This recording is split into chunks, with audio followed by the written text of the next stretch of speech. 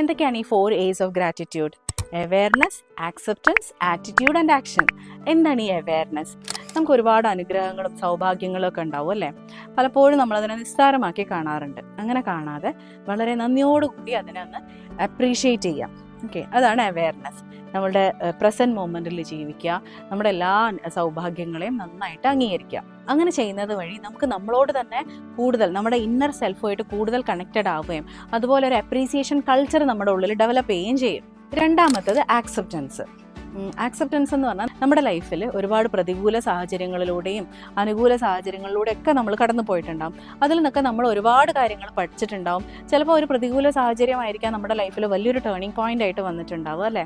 അപ്പോൾ എല്ലാ തരത്തിലുള്ള എക്സ്പീരിയൻസിനെയും പോസിറ്റീവായിട്ട് എടുത്ത് അതിനെ ഉൾക്കൊണ്ട് വളരെ നന്ദിയുള്ളവരാവുക. അടുത്തത് ആറ്റിറ്റ്യൂഡാണ്. നമ്മളെപ്പോഴും ഒരു ഗ്രേറ്റ്ഫുൾ ആറ്റിറ്റ്യൂഡ് ഉണ്ടാക്കിയെടുക്കുക. അതായത് നമ്മുടെ ഈ ലോകത്തോട് തന്നെ നമ്മുടെ സമീപനം എന്ന് പറയുന്നത് വളരെ നന്ദിയോടുകൂടിയുള്ള സമീപനമായിരിക്കണം.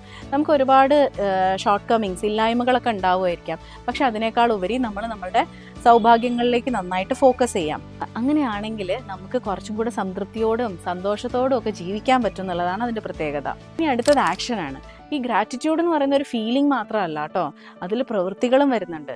നിങ്ങൾ എഴുതി വെക്കുന്നത് തൊട്ട് നിങ്ങൾ ഒരാളോട് പറയുന്ന കാര്യങ്ങൾ വരെ, ഒരാളോട് പറയേണ്ട കാര്യങ്ങൾ പറയേണ്ട സമയത്ത് പറയേണ്ട രീതിയിൽ നിങ്ങളൊന്ന് എക്സ്പ്രസ് ചെയ്ത് നോക്കൂ. നിങ്ങൾക്ക് തന്നെ നിങ്ങളെക്കുറിച്ചുള്ള ഒരു മതിപ്പ് കൂടുന്നതായിട്ട് കാണാം. നമുക്ക് എപ്പോഴും നമ്മളോടൊരു മതിപ്പ് ഉണ്ടെങ്കിലേ മറ്റുള്ളവരോടും ആ മതിപ്പ് ഉണ്ടാവുള്ളൂ. അപ്പോൾ നിങ്ങൾ ആദ്യം നിങ്ങളുടെ ഉള്ളിൽ തന്നെ ആ ഒരു കൾച്ചർ ഓഫ് അപ്രീസിയേഷൻ ഡെവലപ്പ് ചെയ്തെടുക്കാൻ വേണ്ടിയിട്ട് ശ്രമിക്കണം. നിങ്ങളത് മറ്റുള്ളവരെ അപ്രീഷിയേറ്റ് ചെയ്യുമ്പം അതൊരു റിപ്പിൾ ഇഫക്റ്റ് ആയിട്ട്, ഒരു അലകളായിട്ട് നിങ്ങളിലേക്ക് തന്നെ തിരിച്ചു വരും.